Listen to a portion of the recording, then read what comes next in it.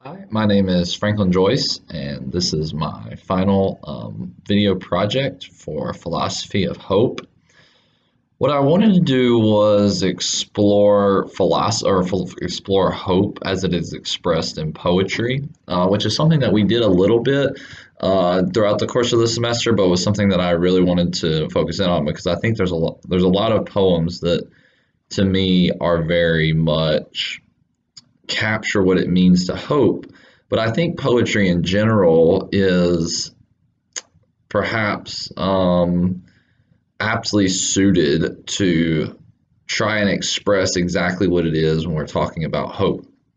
And I think there's two reasons for this. I think one aspect of poetry that lends it to a hopeful interpretation of the world or presentation of our hopes is that poetry is a preparation and expression of the possibility of the collapse of our world.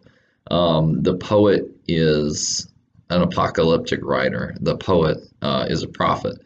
And what the poet attempts to do is speak forth both the fabric of our world, but also speak forth the ways in which that fabric unravels, and to put into words the unseen sort of forces that lead not to the debilitation of, our cars or our world necessarily so much as the debilitation of our concepts and our relationships and our ways of thinking.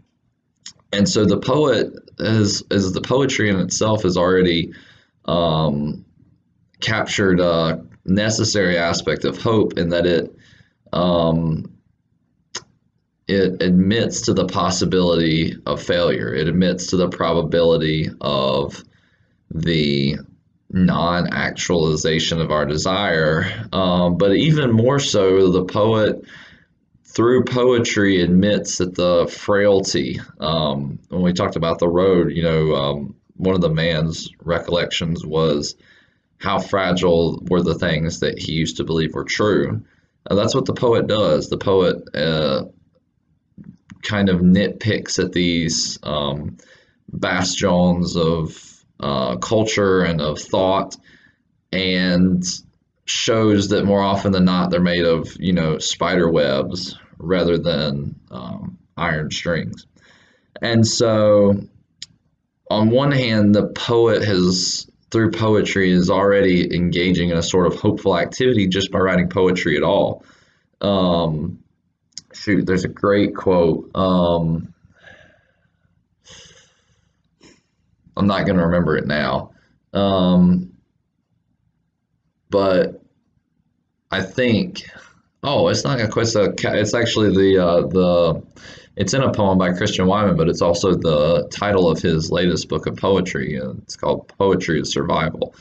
And it is. Poetry is in a way the sheer acceptance and then survival in the face of collapse, of cultural collapse, and the decline of the world. So on one hand, poetry already kind of gets us into this conceptual way of thinking about our world, not necessarily as a definite or a certain actualization of desire or a certain truth, but rather something much more ambiguous and maybe frail. But then the second aspect of poetry that I really wanted to focus on is that poetry already attunes us to grasp at the transcendent, to grasp at the good within the world around us. What the poet is doing, just as much as they are showing the frailty of the fabric which knits our world together, the poet is also trying to speak to something beyond that, or trying to speak to something, to some meaning that's both expressed within the particularities of the world, but also transcends the particularities of the world. For the poet, there's beauty, there's loss, there's sadness, there's goodness, there's evil. And these aren't just, they're not really, obviously, depending on the poet, this might be different.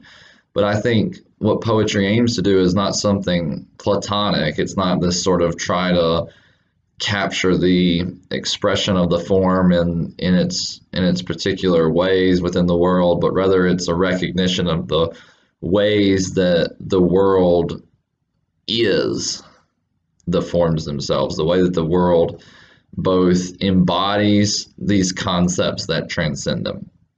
And the concepts themselves are dependent upon this embodiment, but they're not merely a expression of the concept.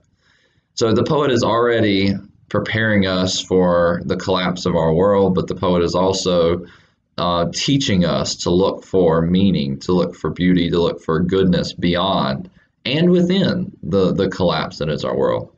So I wanted to read a couple of poems. I was originally going to do just like one or two, but I found four, and I have to read all of them because they're all too good. I can't pass any of them up. And I will include all of these in something somewhere. But I'm going to read.